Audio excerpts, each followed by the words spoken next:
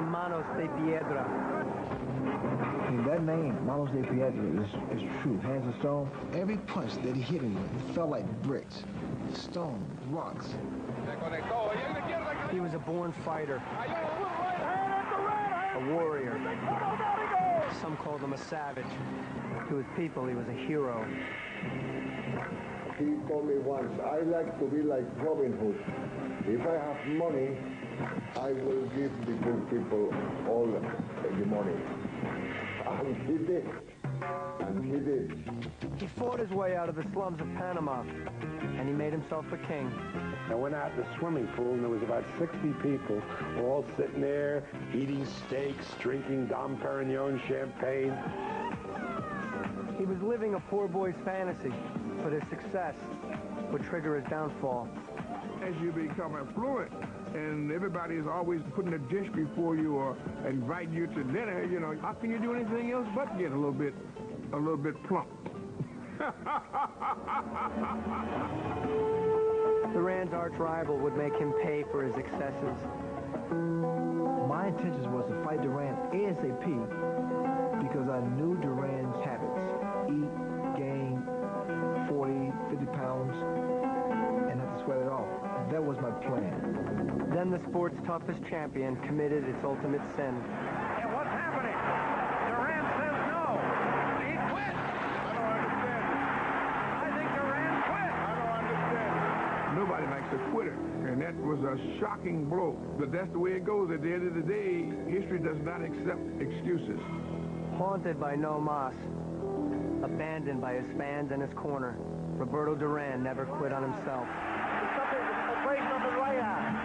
There he goes, a solid right hand. Roberto Duran has beaten the odds and the experts and won his third world championship.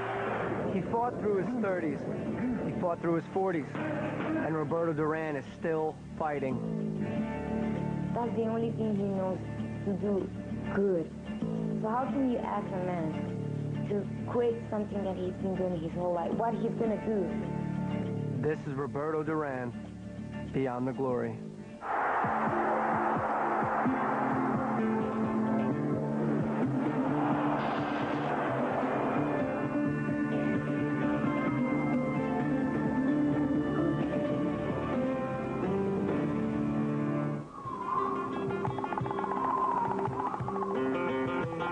On August 12, 2000, at the Yakima Nation Indian Reservation, the greatest lightweight champion ever arrived for a prize fight. But unlike other 49-year-olds in attendance, he wasn't there to watch.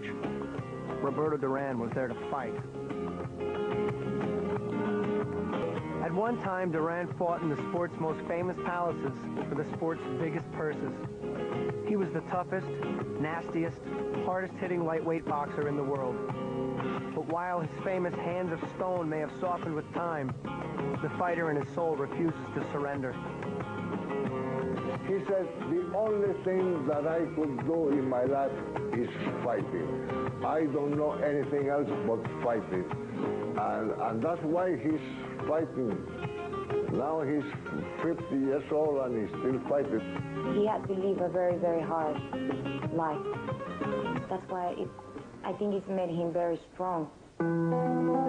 Today in Panama, little boys dream of becoming the next Roberto Duran.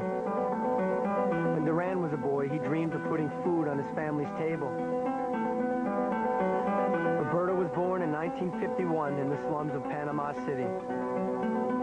He was a true child of the Panama Canal. His mother was a native Indian, his father a Mexican sailor. Mi papá, basically, I don't think I exist for my father, and he doesn't really exist for me. I really don't know how my parents met. I just know they met because here I am. I was 20 years old when I met Roberto's father in Quarry Heights. I used to work across the street from the naval base there. Later on, we got married, and Roberto was born out of that marriage. And a couple of years later, he left me with another woman, and I stayed alone with Roberto. Roberto took to the streets to fend for his family. Sometimes I wouldn't go home 2 weeks, 3 weeks, 4 weeks at a time. I would sleep in the streets, then wake up in the morning to sell newspapers, to shine shoes, and that's the way it was.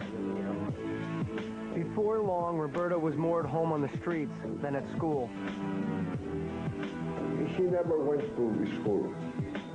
He didn't know how to write or to read. He was like a gypsy. He likes to be free, to do whatever he would like to do.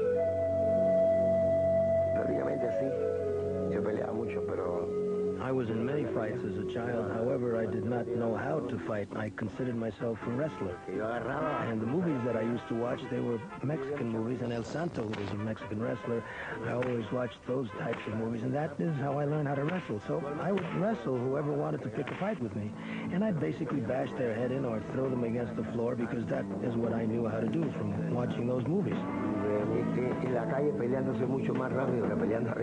I'm a better street fighter than I am a boxer. At the age of 13, the street fighter followed his older brother into a boxing gym. And by walking through that door, Duran took his first step into a new life. I see my brother, he hops up into the ring, and all of a sudden they put headgear on him, they put a cup on him, they put gloves on him, and I was like, wow, that's really neat stuff. I want that. I go, Toti, how can I get that? And he says, you've got to be a boxer. So the next day I show up to the gym, all 89 pounds of me, and I became a boxer. In the shabby boxing dens of Panama City, Roberto Duran was an instant sensation. He turned pro before he reached the age of 16. When I would spar with these professionals, I would always cut them, make them bleed through the nose, or cut their mouths, and everybody would say that this kid is something special. This kid is something special. And there was a ton of people after me wanting to be a manager, and I didn't know what a manager was, and they would take me over to eat and take me over to have some drinks, and I'm like, damn, I like this lifestyle. Duran loved the food, loved the drink, and he loved the people. Most of all, Roberto Duran loved to fight. In 3 or 4 fights, I realized that he was going to be something special. I knew that I have in my hands the next champion of the world.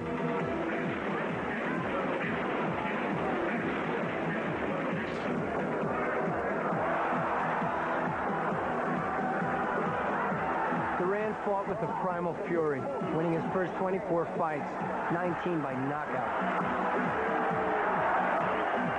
By age 20, he was being touted for a shot at the title. His heart, that extra thing that he has, that very few fighters have, that extra desire to win. Coming up, Duran turns a title fight into a street brawl. Buchanan went down after the bell, aiming a right blow. And later, Duran confronts his toughest rival. He would punch you in the face at a press conference. He would kick you at a weigh-in. He would curse you out. He would curse your wife out. This is Beyond the Glory.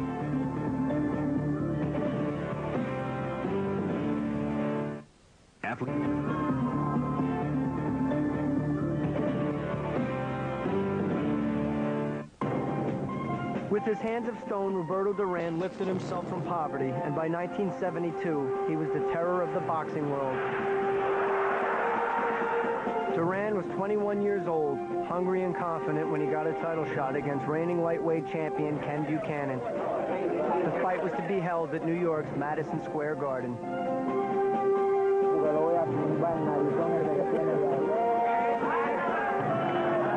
He's been saying a lot the last couple of weeks. I don't know. I don't understand him. What about his threats and his promises? What about him? Oh, he really hurt him that time. With a savagery that shocked even seasoned fight fans, Duran went after the title like he was back in a street fight. Elbows, low blows, headbutts, anything it took to bring the champion down. Buchanan went down after the bell, aiming a low blow. I recognized that I hit him with low blows earlier in the fight, but at that moment when the fight ended, no. It was just a lame excuse because I was beating him. He was brutal, ruthless, and he was the new champion.